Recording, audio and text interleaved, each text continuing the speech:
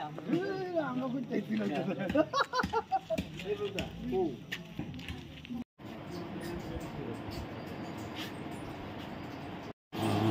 7 তারিখে আমাদের মধুপুর থানাতে একটা কিডন্যাপিংয়ের মামলা হয়, যার নম্বর 10/2023।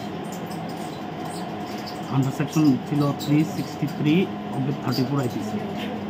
তো আমাদের আনন্দ চৌমুনি বলে একটা জায়গা আছে, সেই জায়গা থেকে কার্তিক দেববর্মা নামে একজন লোক আমাদের কাছে একটা কমপ্লেন করে যে ওনার মেয়েকে সাব্বির আহমেদ মিয়াপাড়াতে বাড়ি এবং তার বাবা সহ কয়েকজন মিলে নাকি মুখ চাপা দিয়ে কিডন্যাপ করে নিয়ে গেছে।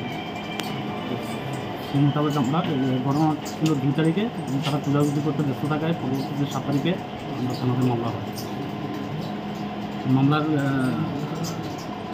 ইনভেস্টিগেশন করতে গিয়ে আমরা দেখি যে সাব্বিরের বাড়ির লোকজন, সাব্বির সবাই অ্যাবসেন্ট। হ্যাঁ, দীর্ঘ প্রচেষ্টার পর আমরা বিভিন্ন অ্যাঙ্গেল থেকে খোঁজখবর নেওয়ার পরে, বিভিন্ন জনের সহায়তা নেওয়ার পরে আজকে আমাদের কাছে খবর আসে যে মিয়াপাড়ার বোর্ডারিং এলাকাতে তার বেলার সঙ্গে মেয়েটাকে দেখা গেছে। সেই মোতাবেক আমি যাই, আমার ইনভেস্টিগেশন অফিসার থ্রু গিয়ে সেখান থেকে আমরা মেয়েটাকে উদ্ধার করতে পারি। তো এখন অপহরণকারী কি স্যার পলাতক? অপহরণকারী এখনও পলাতক।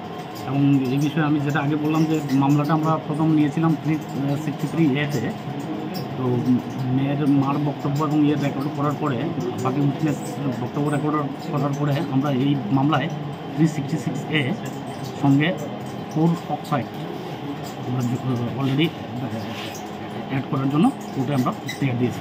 সেই সঙ্গে যারা আসামি পক্ষ আছে তাদের জন্য যাতে বেল না হয়, যদি সারেন্ডার করে যাতে বেল না হয়, তার জন্য বেলের ঘোষণা আমরা দিয়ে রেখেছি। স্যার, তাদের প্রাথমিক তদন্তে অন্য কয়জনের নাম উঠে এসেছে তাদের সহযোগিতা করার? এই অপহরণকাণ্ডে সহযোগিতার জন্য কয়জনের নাম উঠে এসেছে? কারণ ওদের বক্তব্য অনুযায়ী, মানে কমপ্লেনের বক্তব্য অনুযায়ী ছিল যে ছেলের বাবা। কিন্তু আপাতত আমি মেয়েকে যখন জিজ্ঞাসাবাদ করলাম আসার পরে, বাকিটা তো করবো বা জুডিশিয়াল স্টেটমেন্ট হবে ম্যাজিস্ট্রেটের সামনে, তার ইয়ে।